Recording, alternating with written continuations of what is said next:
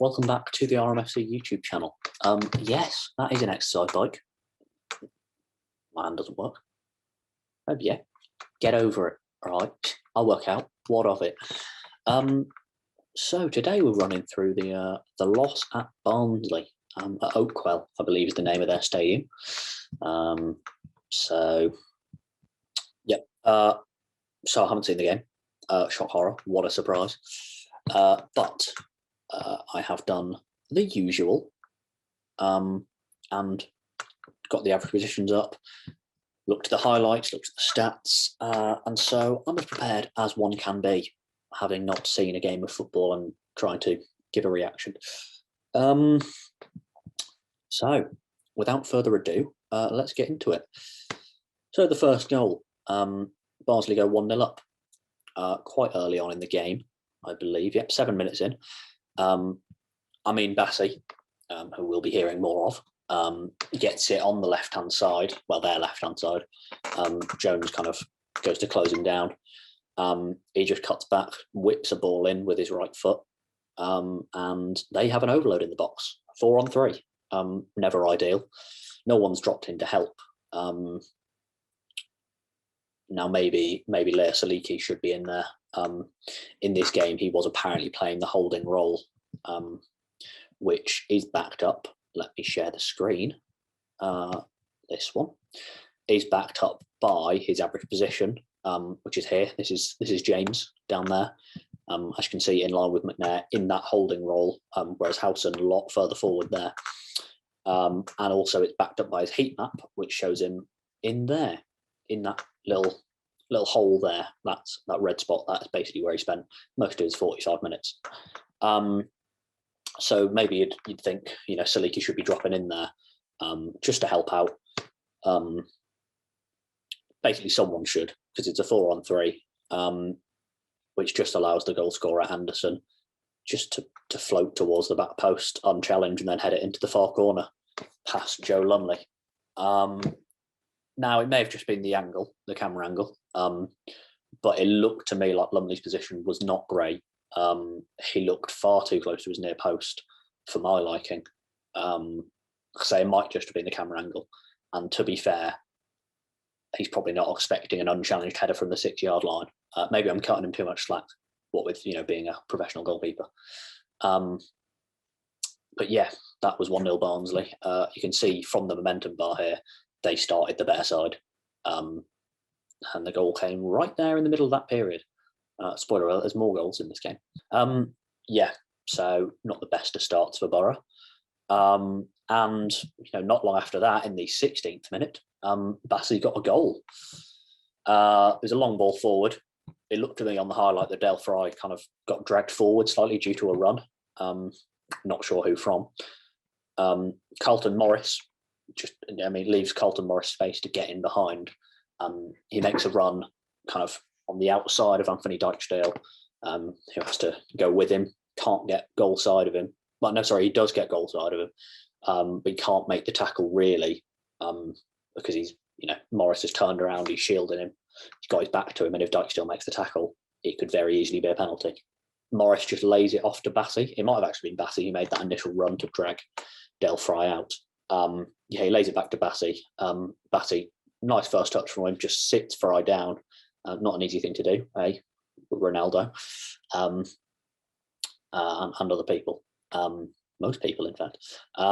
Sits him down and then just rolls it in the bottom corner past, I would say, quite a static Joseph Lumley. He didn't really move, which not great vibes as a goalkeeper. Maybe my one thing I would say, a couple of bodies in there. It was put, it's a decent finish. He's rolled it into the corner, but it's not travelling fast.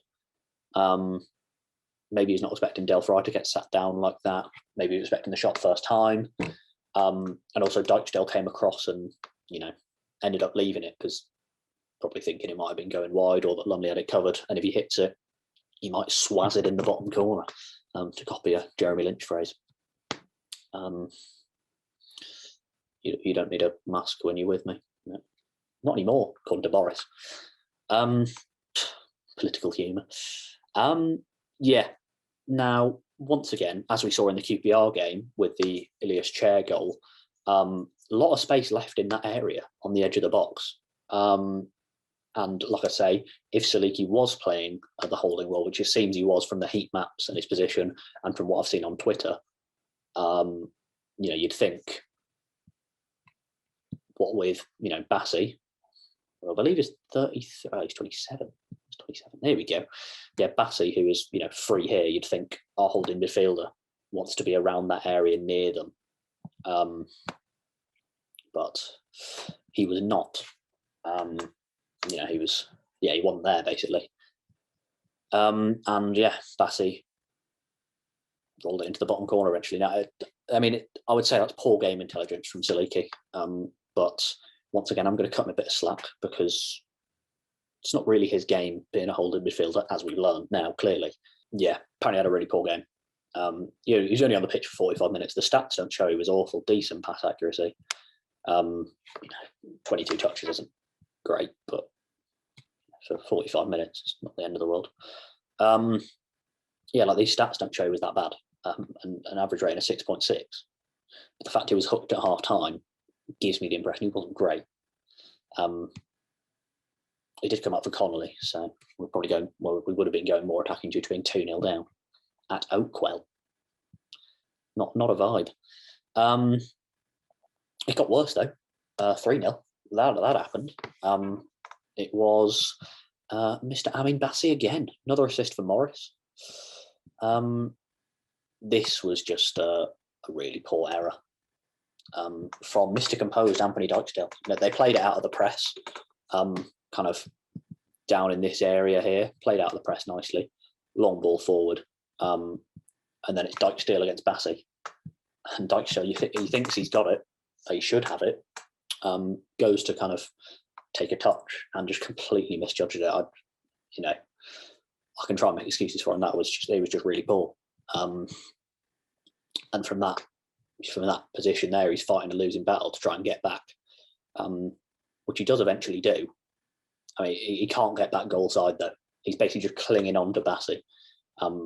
If he doesn't score, it's probably going to be a foul because he does have a quite a large handful of Amin Bassi. He was a handful. Bassi checked back and then put it through Lumley's legs. Close them, Joe. All right. Close your legs, pal. Don't make any funny jokes. Leave it to me. All right. And I'm not making them. Yeah, do you want? I can't tell you. This is just poor from everyone involved. Dijksteel missing the ball. Not what you expect from him. Lumley having his legs open. And that was 3-0 Barnsley. Now, that wasn't the end of the game because on the 61st minute, Izzy Jones just decided to rinse another defender, as he does. I think it was Remy Vita. Couple step over, see you later. Gets taken down. Sporak just competently tucks away the penalty into the bottom corner. And we continued to probe, as you can see here, from this bar. You can see we were on top this half. 79% possession, 12 shots. Balogun was good when he came on. He hit the woodwork twice, I believe. 11 shots inside the box in that second half. But it was too little, too late. We were already 3-0 down. We did get a second goal back in the 95th minute, courtesy of a Liam Kitching own goal. Tav played a short corner to Dijksteel. He laid it off to Jones and then just ran into the space. Jones got it back to him. And he did that typical Izzy Jones cross, just low cross into the box, with the defenders running back towards it, which just causes problems as it did in this game, as Liam Kitching turned it past his goalkeeper. But yeah, too little, too late. Damage was already done.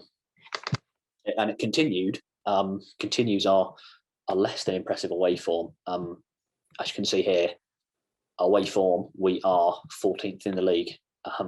We haven't won in the last 4. Our last win being, I believe, that Blackpool win, that dramatic Blackpool win.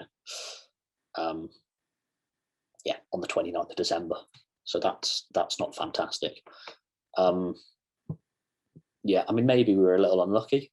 On another day, hitting the woodwork twice. It's fine margins in it. 11 shots inside the box as well. You can see we were so far on top of them. Anderson 4 clearances. Haylig was 6. They were just hoofing it away, and we were coming back at them. They basically counter-attacked. They had 21% possession that second half. And also, the timing of the goal as well, just as we're getting more dominant, just as we're growing into the game, finally starting to show our quality consistently. And then we show a moment of a shocker, basically.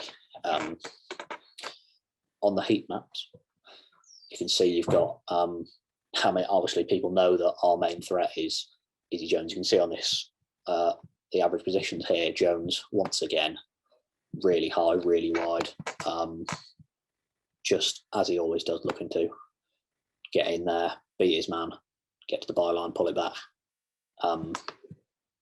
And Barnsley, like most clubs should by now, knew that. And so, as you can see, Anderson coming out a lot to this left-hand side. Vita on this left-hand side. He is the left back. Keena as well, a really important role. He only got a 6.4, but you can see he's dropping into these areas quite a bit as well. He had the most touches for Barnsley with 54. Most touches for Boro, by the way, which I believe was Patrick McNair with 109. Oh yes, we had a lot of the ball. And another interesting heat map, Amin Bassi. He just wasn't in the game, was he? Apart from he got 2 goals and an assist. He had 29 touches, got 2 goals and an assist.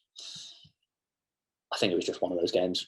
One of those games that seems to happen to us quite a lot at the moment. It was similar to the Bristol City game by the looks of things. Poor away form. It's hampering our season for sure, hampering our chances of getting into the playoffs, because our home form is different gravy. Also, I saw people saying Dijksteel should have been blocked after this game.